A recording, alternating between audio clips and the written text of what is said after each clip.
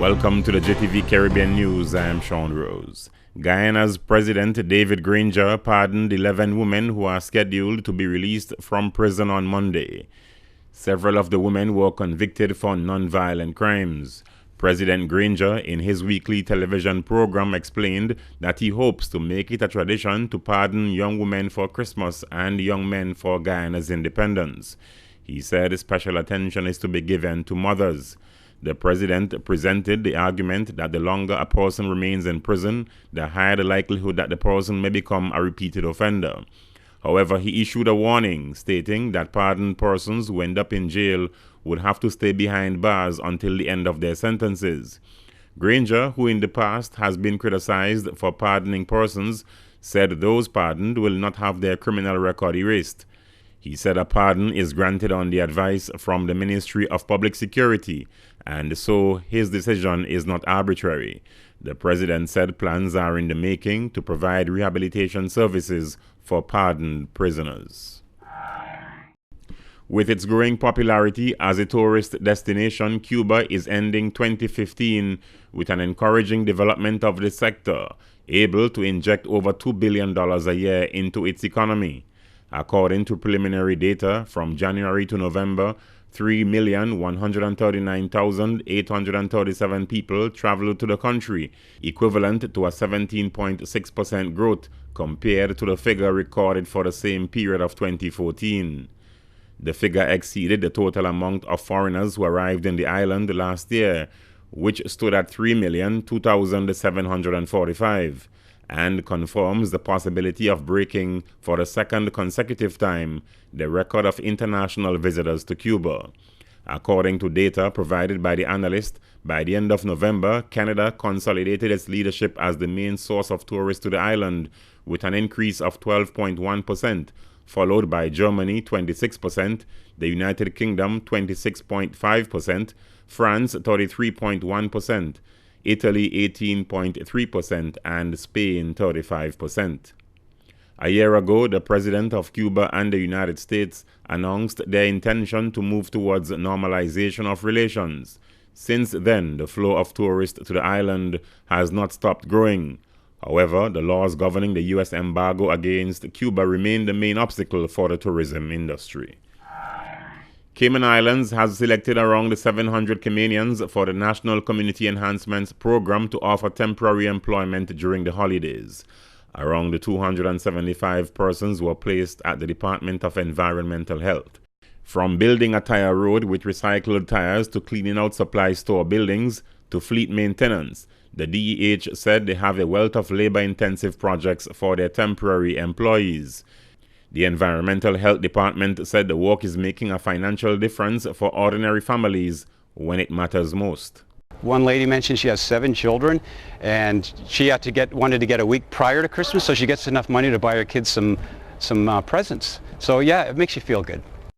Cayman Islands Premier Alden McLaughlin told Cayman 27 he understands that projects like the community enhancements are a band-aid to the unemployment solution rather than a fix. He said this is a step towards getting them registered and into a permanent employment. Members of the CARI Forum met in St. Lucia recently to discuss an agricultural policy for the region. The policy explores the use of green extensive farming technology in the Caribbean. HTS News Force Joachim Duplessis explains how the policy can help transform the industry. The Caribbean Action Agriculture Policy Program, APP, is a broad technical cooperation framework funded under the 10th European Development Fund, EDF. It focuses on the 2 regions, the Caribbean and the Pacific. The APP is implemented through partners Caribbean Agriculture Research and Development Institute, CARDI, and the CARICOM Secretariat, CARI Forum. In December, the CARICOM states and the Dominican Republic organized a technical forum to review productivity enhancements and product expansion in the region. National Authorizing Officer of the European Union, John Calix, says the main goal is to increase the ability of agricultural development associations to focus on the growing needs of small producers. The specific objective of the program is to contribute to enhance regional and interregional capabilities of the agricultural sectors in eradicating poverty. and the specific objective is to increase the capacity of the regional agricultural development organizations of the Caribbean to address the development needs of smallholder agriculture. This action is carried out under APP Component 2 results, and it states improving the transfer and adoption of applied agriculture production and processing research results and technologies, and where appropriate, generate new technologies. The forum also examined the advantages of using extensive farming. Permanent Secretary in the Ministry of Agriculture, Darius Gabriel, says the introduction of extensive agriculture may help improve efficiency in food production. Such an exchange of knowledge, experience, and ideas can only redound to our collective benefit, resulting in a region better placed to select and implement appropriate green-intensive farming technologies for our individual island circumstances. This can only result in better agriculture and better food production in the region. We like to remind ourselves that our food import bill in St. Lucia hovers around 350 million EC, and that approximately 80% of the food that we eat is imported. Additionally, the APP recognizes the importance of targeting women and youth in an effort to achieve development at the level of micro and small enterprises. The APP is one of 3 components of the Caribbean Action. The other components include strengthening regional agricultural development policy, strategy, and contributing to agricultural enterprises development through improved market linkages. The implementation period of the APP project started in September 2015 and will end on the 31st of December 2016. And finally, in this week's JTV Caribbean News segment, the climate change agreement hammered out in Paris, France, was a huge achievement for the Caribbean and offers hope for the region, the Caribbean Tourism Organization, the CTO, says. The tourism body said it fully endorsed the message delivered by governments and regional agencies, 1.5 to stay alive, which urged global partners to support a call to limit warming to below 1.5 degrees Celsius. 195 nations adopted the agreement at the historic climate change conference, COP21 in Paris, which ended on December 11.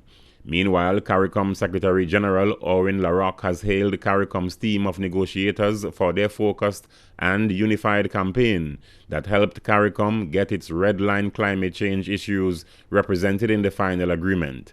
LaRocque said, going into Paris, we had an uphill battle against those whose ambition rested on 2 degrees, and for us, that was just not acceptable. That was a red line for us. We were seeking 1.5 degrees or below. He said the CARICOM campaign, with its popular mantra 1.5 to stay alive, successfully promoted the temperature rise and a short list of other critical issues to the region. CARICOM negotiators were able to have language included in the final text which takes into account the 1.5 degree option. Among the present-day climate change dangers facing the Caribbean are sea level rise, frequent and intense natural hazards, extended dry seasons resulting in water scarcity, loss of livelihoods, and the disappearance of some islands. For the JTV Caribbean News, I'm Sean Rose. And coming up next on JTV News. Residents gather for a number of events to celebrate Christmas. Premier's Christmas Around the World brings together nationals from over 100 countries. And our Hot Trends features excitement for Star Wars: The Force Awakens at UP's Cineplex.